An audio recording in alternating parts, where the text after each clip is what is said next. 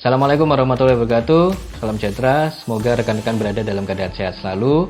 Bertemu kembali dengan saya Ardiansyah di YouTube channel series kita Brand Energizing. Di sini kita akan bahas tentang branding. Di sini kita akan bahas bagaimana branding bisa meningkatkan kompetensi bisnis dari rekan-rekan. Sebelum kita masuk ke materi kita hari ini, jangan lupa like dan subscribe. Setelah yang satu ini, kita akan segera mulai.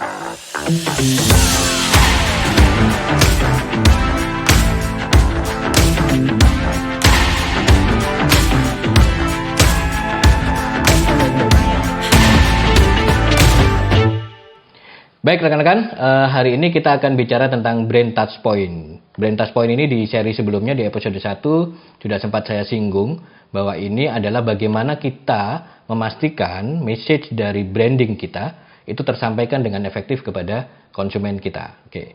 Maka sebelum kita bicara tentang touchpoint lebih dalam, satu hal yang harus dipahami oleh teman-teman adalah bagaimana memahami konsumen kita terlebih dahulu. Nah, saya ada sebuah presentasi singkat gitu ya. Saya akan menjelaskan dengan menggunakan ini. Jadi yang pertama, kita harus tahu customer kita dulu.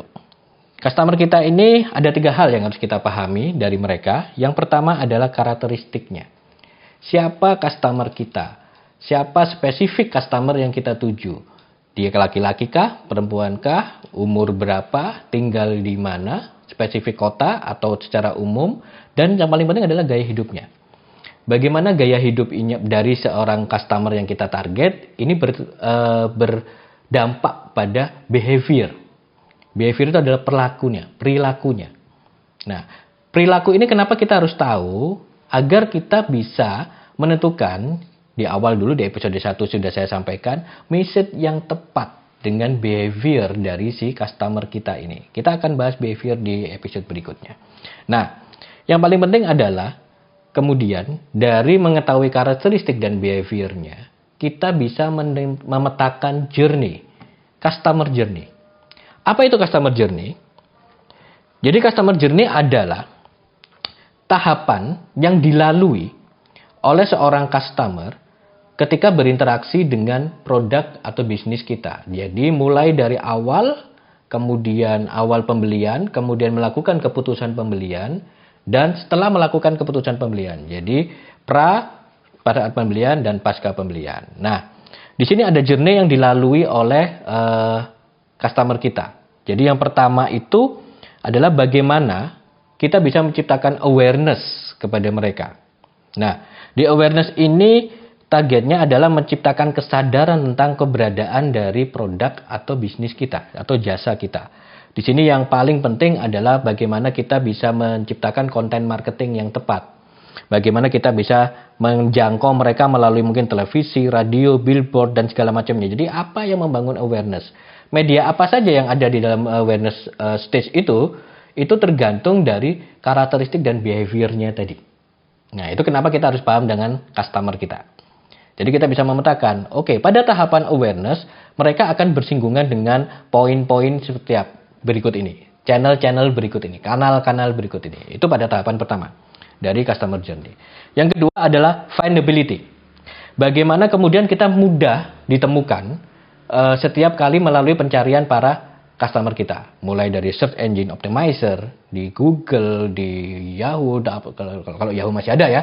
Tapi di Google ketika mereka mengetikkan kata kunci tertentu atau yang berelasi dengan kita, maka kita muncul di pencarian mereka. Nah, ini harus kita pastikan bisa terjadi hal seperti itu.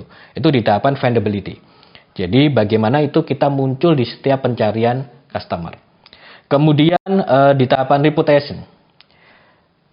Dalam sebuah journey menuju ke pembelian oleh customer kita, sekarang ada yang namanya reputation, yaitu memastikan reputasi dari brand kita. Biasanya mereka melihat dari apa? Dari review. Nah, dari testimonial. Jadi kalau teman-teman berbelanja di sebuah marketplace, setelah mendapatkan barang yang dicari, berikutnya yang Anda lakukan adalah memeriksa review. Gitu ya, review dari pembeli-pembeli sebelumnya. Karena review ini tidak bisa berbohong. Review ini kalau mereka tidak puas pasti akan muncul. Nah, kemudian kalau puas juga akan muncul. Sekarang yang perlu dilihat adalah yang tidak puas dengan yang puas mana yang lebih banyak. Intinya itu. Nah, dari menentukan itu, mereka akannya mendapatkan reputasi. Oke, ini adalah brand yang bisa dipercaya. Oh, ini adalah produk yang oke, ini adalah jasa yang oke seperti yang saya butuhkan.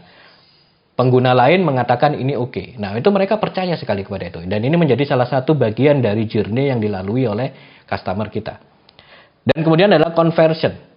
Setelah tahapan reputasi terlalui dengan baik, berikutnya adalah mulai masuk pada tahapan keputusan pembelian. Seringkali ketika sudah oke, ternyata susah menjangkau produk kita untuk dibeli. Ini juga akhirnya tidak menciptakan keputusan pembelian yang baik. Gitu ya. Setelah itu mungkin mereka merespon melalui customer service, tapi customer service-nya lamban merespon balik. Maka mereka tidak jadi memutuskan membeli atau mengakses jasa dari bisnis kita. Nah, ini juga perlu dipertimbangkan oleh rekan-rekan menjadi sebuah hal yang harus diperhatikan dalam customer journey. Bagaimana memudahkan keputusan pembelian dari customer itu terjadi. Bagaimana memudahkan customer membeli produk atau mengakses jasa kita. Itu intinya. Nah, apakah berhenti di situ? Harusnya sih berhenti di situ karena sudah selesai. Karena sudah terbeli nih jasa atau produk yang kita tawarkan. Tidak. Kalau kita bicara branding, target kita adalah menciptakan customer yang loyal. Tidak hanya customer yang membeli. Customer yang loyal ini berarti sudah melalui tahapan repetisi. Maka, di sini kita membutuhkan tahapan di mana kita menjangkau pra penjualan. Jadi adalah after service istilahnya. After service. Jika itu adalah sebuah barang yang bisa berpindah kepemilikan, maka after sales itu menjadi penting.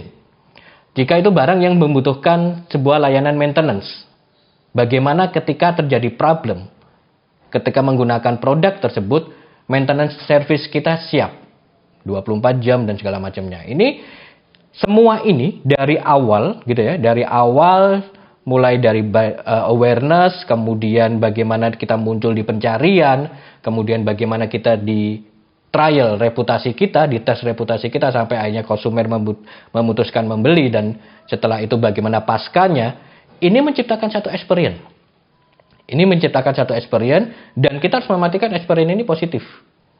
Nah, ini yang paling penting dalam sebuah proses branding, experience. Pengalaman bagaimana customer journey-nya, experience customer journey-nya menjadi positif, menjadi menyenangkan dan teringat, sehingga kita bisa menciptakan repetisi, bahkan pada tingkatan paling tinggi kita menciptakan advokasi. Jadi gampangnya gini, ketika mereka sudah menjadi brand advocate gitu ya, ketika produk kita, bisnis kita, jasa kita dijelekkan oleh orang lain, kita tidak perlu membela diri, tapi yang membela diri adalah konsumen. Konsumen yang merasakan experience positif dengan bisnis, jasa atau produk kita. Nah, ini adalah target dari branding. Nah, untuk bisa mencapai ini penting, ini tadi hubungannya dengan awal, adalah touch point. Jadi teman-teman, akhirnya pada saat kita ingin membranding, kita harus bisa memetakan poin-poin apa saja yang bersentuhan dengan tahapan-tahapan yang dilalui customer dalam customer journey tadi. Jadi, secara umum kita bagi 3 saja gitu ya. Tadi kalau secara detail sudah saya jelaskan di awal. Secara umum kita bagi 3, yaitu tahapan pre-purchase, pra-pembelian. Jadi tahapan bagaimana di awal-awal sampai mereka memutuskan membeli. Ini kanalnya apa saja, poin-poinnya apa saja. Nah, setelah kita berhasil memetakan poin-poin tersebut, misalkan ya, ada advertising, ada promosi, ada word of mouth, ada email, sosial media, PR, dan segala macamnya.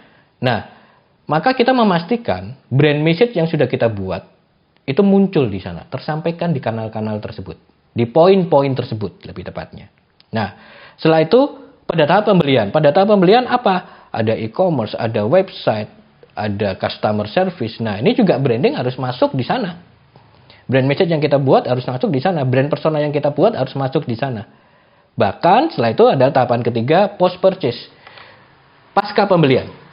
Jadi seperti tadi layanan customer service untuk maintenance, layanan after sales dan segala macamnya, ini harus segera disiapkan, dan juga lagi-lagi branding juga masuk di sana.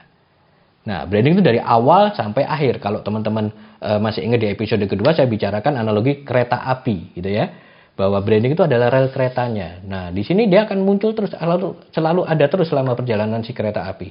Sama, branding akan selalu terlibat dalam customer journey dari awal sampai akhir. Sehingga persepsi tersebut kuat menciptakan experience yang positif. Nah, itu yang dimaksud dengan brand touch point. Kita harus berusaha memetakan titik-titik mana saja yang akan berinteraksi dengan customer di masa customer journey. Ada 3 secara umum, pra pembelian, pembelian pada saat pembelian, dan pasca pembelian. Apa saja poin-poinnya? Disitulah kita hadir. Disitulah brand message yang kita ciptakan hadir. Ini penjelasannya tentang touch point. Kita akan ketemu di episode-episode berikutnya dengan membahas yang lebih banyak lagi, lebih beragam lagi. Harapannya bisa menciptakan branding yang kuat untuk peningkatan kompetensi bisnis dari teman-teman. Jangan lupa like dan subscribe.